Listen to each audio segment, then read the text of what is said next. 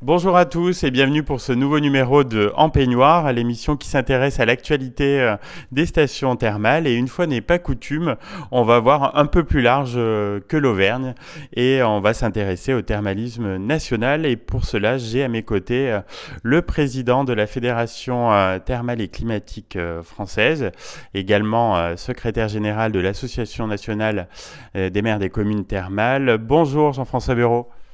Bonjour. Donc, quel est le rôle de la Fédération thermale et climatique française que vous présidez? Vous savez, une fédération, elle fédère, hein. Vous allez dire que je veux inventer l'eau chaude. Et si nous, on est capable d'inventer l'eau chaude, je pense que... non, voilà, c'est pour sourire, mais nous fédérons en fait les différentes instances qui travaillent au plan national sur le thermalisme, sur l'avenir du thermalisme. Alors, je vais vous citer les principales, hein. Il y a d'une part les établissements thermaux qui sont les premiers concernés, hein, les entreprises thermales. Il y en a une centaine en France, vous le savez, et l'Auvergne est bien dotée, hein, bien dotée. Mais enfin, il y a d'autres grandes régions, hein. Il y a aussi l'Occitanie, maintenant la nouvelle région Occitanie, qui est la première en France, hein, avec les anciennes régions Languedoc-Roussillon et Midi-Pyrénées, puis il y a aussi l'Aquitaine avec la grande station de Dax, hein, voilà, bon, il y a en France, on le sait, beaucoup de stations. Et donc, les établissements thermaux sont regroupés dans un seul syndicat professionnel qui s'appelle le CNET, hein, le Conseil national des exploitants thermaux. Et donc, ils les regroupent tous dans leur exhaustivité. Voilà. Alors, il y a aussi les communes. Les communes, elles sont partie prenante dans le thermalisme, puisque, évidemment, les maires ont un rôle essentiel d'aménagement du territoire, d'animation, d'organisation de la station. C'est tout à fait essentiel. Et donc, les maires se sont regroupés dans l'Association nationale des maires des communes thermales, dont je suis d'ailleurs le secrétaire général, et qui, en fait, veille aussi à un rôle politique également, hein, puisque le thermalisme est, vous le savez, sous-tendu depuis de nombreuses années, depuis l'après-guerre, hein, par l'assurance maladie. Et il y a toujours eu, à certaines époques, des menaces sur notre activité. Donc, nous sommes amenés, au niveau de l'association des maires, en liaison avec les exploitants, à défendre notre activité et surtout en défendre le bienfait pour la santé de nos compatriotes. Alors, parmi vos actions, vous organisez les rencontres européennes du thermalisme du 15 au 17 novembre. Alors, quel est l'objet de ces rencontres? Eh bien, la fédération, dans son travail de coordination, effectivement, une fois par an, invite tous les parties prenantes. Alors, on en a cité deux, les exploitants et les élus, mais il y a aussi les médecins thermaux, hein, qui sont regroupés dans un syndicat, le syndicat national des médecins thermaux, mais aussi avec une société savante qui s'appelle la Société française de médecine thermale. Bon, alors il y a également l'AFRET, l'Association française pour la recherche thermale, que nous avons créée il y a maintenant une douzaine d'années, en fin 2004. Qui a en fait, on peut le dire, sauvé le thermalisme. Nous y avons injecté près de 13 millions d'euros pour démontrer le service médical rendu par les cures, car la sécurité sociale voulait, comme pour les médicaments, que nous puissions démontrer, par des arguments scientifiques, bien évidemment, comme pour les médicaments, démontrer l'efficacité des cures, ce que nous avons fait, et je pense que ça peut expliquer aussi, c'est tout à fait intéressant de corréler les courbes de redémarrage de notre activité avec le début du démarrage de nos études. Alors justement, est-ce que c'est une bonne saison pour le thermalisme au niveau national? Bien écoutez, c'est la 8e année sans interruption de hausse de l'activité thermale en France. Donc nous avons, au cours de ces 8 années, progressé de près de 25%, ce qui est quand même un quart en plus. Donc cette année, ça sera encore une bonne saison. On parle ce ne sont pas des chiffres définitifs, mais on parle d'environ 3% d'augmentation, ce qui est, ma foi, une saison tout à fait honorable. Je parle au niveau des curistes médicalisés, hein, qui viennent 3 semaines, vous le savez. Et donc cette année, on devrait passer la barre des 600 000 curistes en France. Très bonne nouvelle. Alors, qu'est-ce qui vous a le plus frappé dans l'évolution du thermalisme ces dernières années? Bah, écoutez, ce qui m'a le plus frappé, c'est, je pense, ce dont je vous ai parlé tout à l'heure, c'est le fait que la profession ait su se mobiliser, mettre sur la table les moyens qu'il fallait. Et ça a été un sacrifice important, tant pour les exploitants que pour les communes, pour mettre en place disons les études qui étaient indispensables à notre survie. Et en fait, quand on regarde, quand on observe, depuis le démarrage de nos études, ça a eu un effet très très important dans la prescription.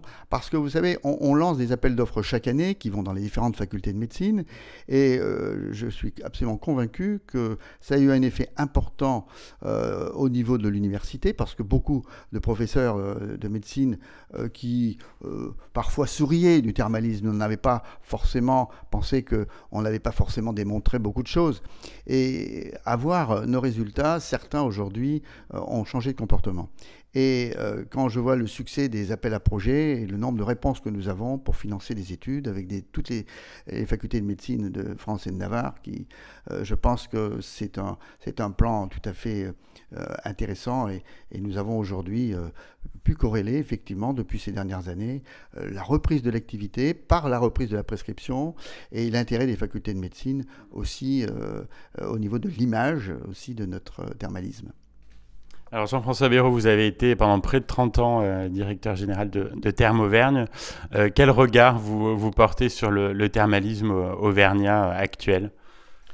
Eh bien écoutez, c'est toujours avec beaucoup d'émotion que je parle de mon Auvergne, parce que en fait j'ai eu la chance effectivement il y a à peu près 30 ans de créer Thermes Auvergne, et à l'époque avec Claude Wolff qui était le maire de Chamalières et qui avait toujours eu de hautes fonctions politiques. Il était député, vice-président de la région, et il croyait beaucoup au thermalisme. Et en fait, nous avons créé rapidement les structures que vous connaissez aujourd'hui, qui existent, puisque après Thermes Auvergne, il y a eu d'autres structures. Nous avons créé un laboratoire, nous avons créé une agence de communication, nous avons créé la route des villes d'eau du Massif central.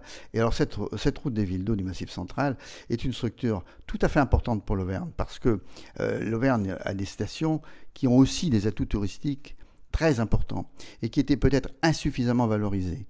Et je pense que quand on voit le patrimoine architectural de nos stations, quand on voit, je dirais, tous les atouts qu'elles ont au niveau touristique, ce sont des havres de paix où il fait bon justement se reposer, se ressourcer, n'est-ce pas ?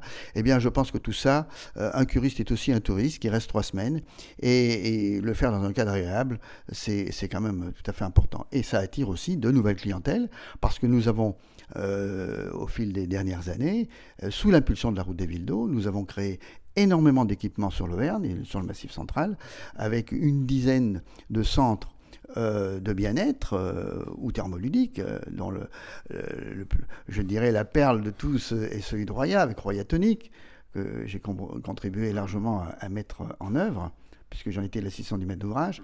Mais en fait, c'est vrai qu'un peu partout dans nos stations, maintenant, nous avons une offre de bien-être qui attire beaucoup de monde et qui permet à nos stations de vivre à la fois du thermalisme, mais aussi du tourisme. Alors j'ai une dernière question, Jean-François Béraud, je pense que vous n'avez pas pu écouter déjà l'émission, mais c'est une question rituelle. Quand est-ce que vous êtes retrouvé en peignoir la dernière fois ? Ah écoutez, est-ce vraiment un secret ? J'ai eu le plaisir d'être parmi vous donc à Roya récemment pour les 20 ans de la route des villes d'eau, et où je suis venu depuis la capitale avec beaucoup de plaisir. Et vous aviez eu justement à la fin de cette belle réunion qui a eu lieu au casino, nous étions fort nombreux, eh bien tout le monde s'est mis en peignoir, donc je n'ai pas échappé effectivement au port du peignoir, et j'ai été tout à fait heureux et fier de porter ce peignoir qui est vraiment une symbolique très forte pour nos stations. On est heureux de vous compter parmi les accros du peignoir. Merci beaucoup Jean-François Béraud de nous avoir éclairé sur le thermalisme à l'échelle nationale, et puis on compte sur vous pour nous valoriser notre secteur à la moindre occasion.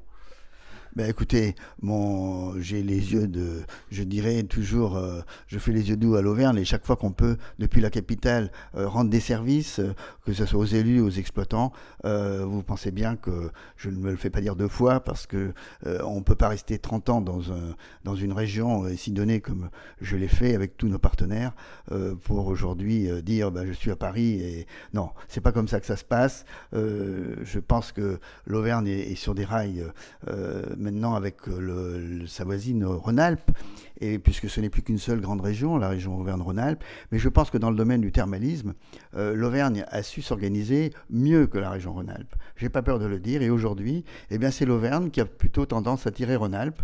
Alors, il y a des secteurs d'activité où c'est le contraire, bien évidemment, dans l'industrie et dans bien d'autres domaines, c'est souvent le contraire, et c'est une bonne chose pour les Auvergnats d'avoir la région Rhône-Alpes et sa puissance de communication pour justement avancer.